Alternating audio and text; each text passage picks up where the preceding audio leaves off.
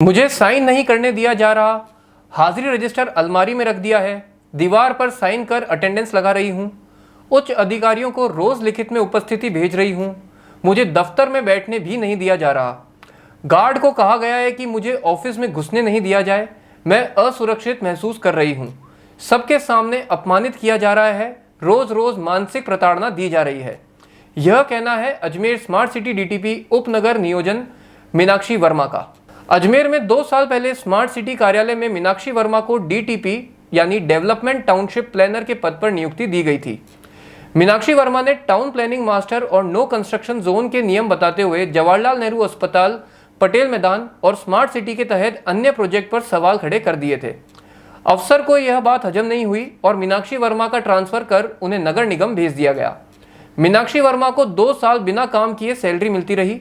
उनका कहना है कि उन्होंने कई बार अफसर को चिट्ठी लिखकर काम देने की गुहार लगाई। स्मार्ट सिटी के अधिकारियों की दादागिरी के चलते मीनाक्षी वर्मा को ऑफिस के अंदर घुसने ही नहीं दिया जा रहा है। वह सुबह दफ्तर आती हैं, अपने ऑफिस के बाहर दीवार पर हस्ताक्षर कर अपनी हाजिरी देती हैं और उसकी फोटो खींचकर जिला कलेक्टर भारती दीक्षित और अपने अधिकारियों को भेजती हैं। पिछले कई दिनों से मीनाक्षी वर्मा की नौकरी की शुरुआत यहीं से शुरू होती है और शाम होते होते यहीं पर ही खत्म हो जाती है। इसी बीच जनहित में पूर्व पार्षद अशोक मलिक द्वारा स्मार्ट सिटी के प्रोजेक्ट को एनजीटी में चुनौती दी गई। उसके बाद अधिकारियों ने एनजीटी में मीनाक्षी वर्मा का गलत जवाब पेश कर दिया, जबकि वह अपना जवाब पहले ही पेश कर चुकी थी। एनजीटी की सुनवाई में शामिल होने से रोकने के लिए मीनाक्षी वर्मा को आदिवासी दिवस के दिन सार्वजनिक अवकाश होने के बावजूद एपीओ कर रिलीविंग के आदेश थमा दिए।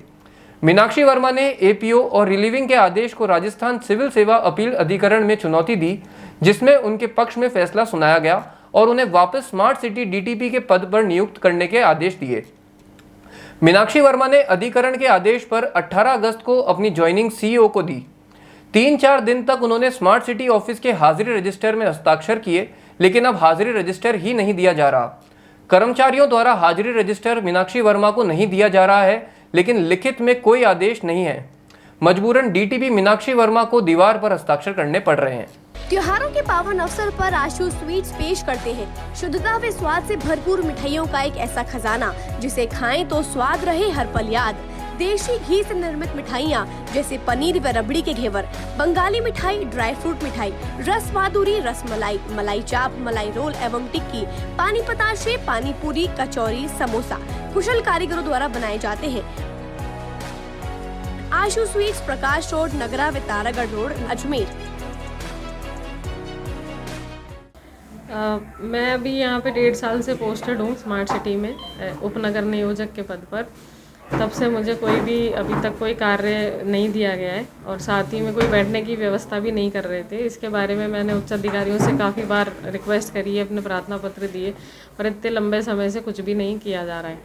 अभी रिसेंटली एनजीटी का जो केस हुआ था उसमें भी मुझे पूरा ऐसा किया गया था टारगेट, जिससे कि वो सारा ब्लेम मुझ पर आ जाए।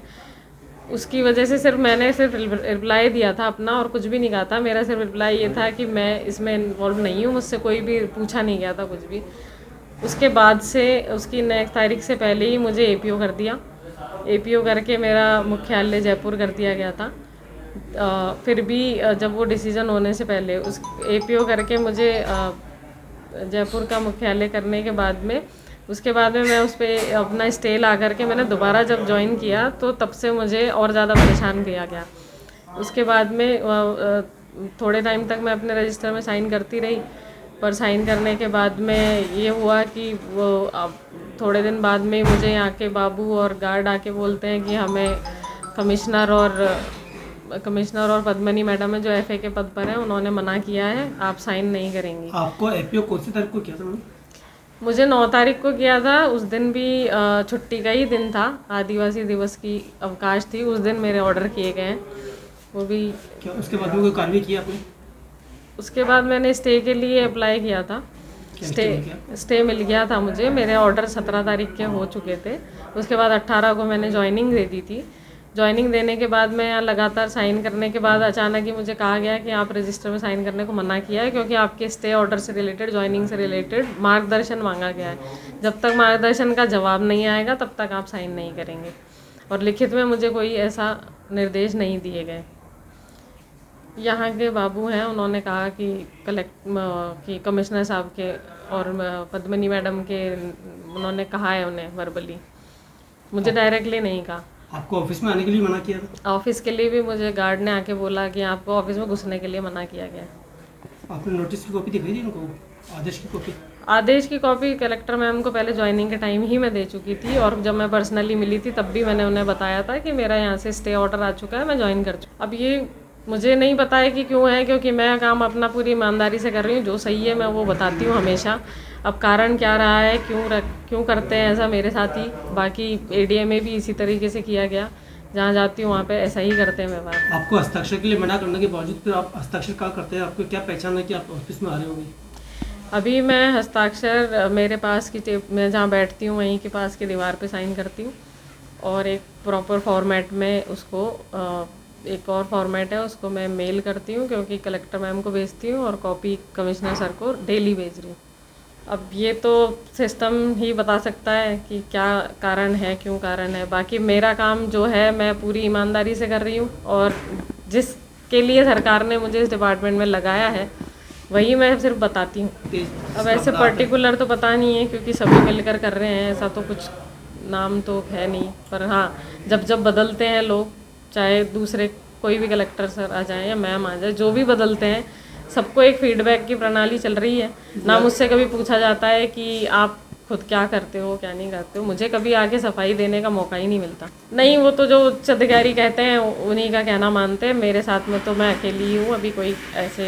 जी बिल्कुल, कोर्ट की आदेश के बाद भी उसको नहीं माना जा रहा है। इस तरीके से मुझे ज्वाइनिंग अभी तक एक्सेप्ट नहीं कर रहे हैं कि जो आप साइन नहीं करेंगे, या इस तरीके से शुरू के कुछ दिन साइन कराने के बाद अचानक मना करना और ये कहना कि मार्गदर्शन आने के बाद ही करेंगे, तो कोर्ट की अवहेलना के तो है ही बराबर। जब उन्हीं का नहीं मान रहे हैं तो मतलब आप सोचिए फिर कि आम आदमी की या अभी ये मैं तो ये है कि देखती हूँ क्या इस पे मेरी रिक्वेस्ट पे या इन चीज़ों से कुछ मानते हैं। तो बाकी तो इन सभी चीज़ों को देखते हुए कि आप डिप्रेशन में भी हैं कुछ? बिल्कुल, अभी परेशानी तो होती है जब जिसको आदत हो काम करने की, उसको एकदम से खाली कर रहे हैं आप, और लगातार मेरे लिखने के बावजूद कोई इस पे एक्शन नहीं ले रहा है।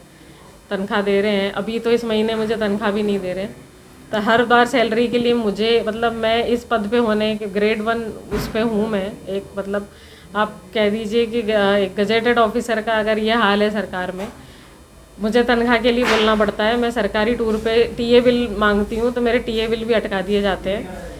कारण कुछ भी नहीं दिखा होता है, ना मुझे बताते हैं कारण क्या है, बस उसको अटका दिया जाता है। अभी भी मेरे पास एडिशनल चार्ज नागौर का है, उसका टीए बिल मुझे आज तक नहीं मिला है, जबकि मैं गई थी फरवरी में। उसको लिखित में ही देती हूँ मैं, बार बार लिखित में देती हूँ, कलेक्टर मैम को ही दी है। तो कुछ नहीं हुआ है, फाइल आज भी पेंडिंग है। हर पोर्टल पे मैंने अपने बारे में लिखा था, पहले भी लिखा था, 1.5 साल पहले भी लिखा था, तब भी उसको घुमा के बंद कर दिया गया और उसमें कोई प्रोसेस नहीं हुआ।